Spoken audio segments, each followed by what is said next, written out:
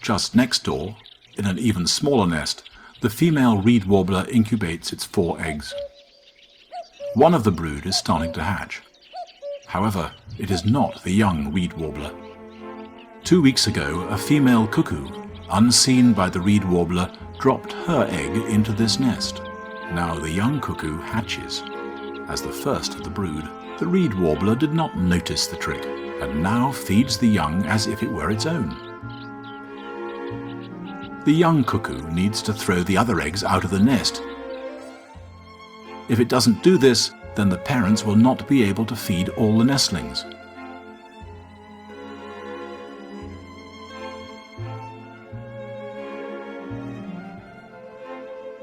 But the first attempts are not successful.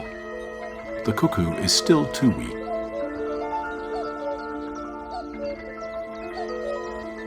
It tries again. It must push the egg above the edge of the nest. It is a big effort.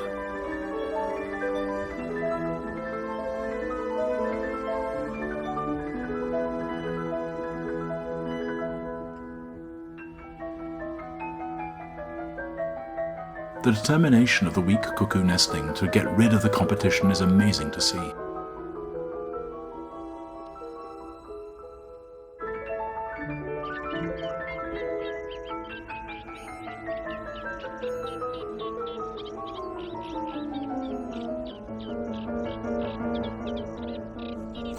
After a few hours, it has another go.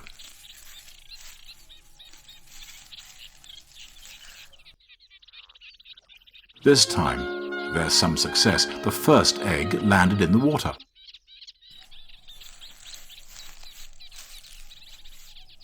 When it throws out the second egg, the cuckoo almost follows it out of the nest itself. Now, for the last one. Alone at last. The ever-open, bright red beak and the constant peeping from the cuckoo prompts the reed warblers to bring it food without a break. Now all the insects and spiders end up in its beak. With such intensive feeding, the young cuckoo reaches its adult size in just 2 weeks.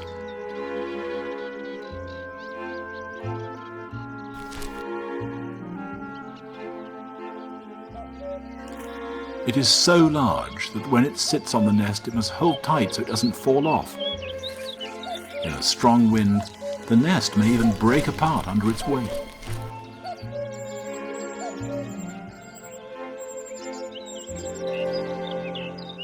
Although the cuckoo is by now much bigger than the reed warblers, they still treat it as if it's one of their own nestlings. Even after it has left the nest, they will still feed it. At the end of August, the young cuckoo will start its lonely journey to Africa. It will return next spring, maybe even to the same reed bed, and try to toss an egg into a reed warbler's nest.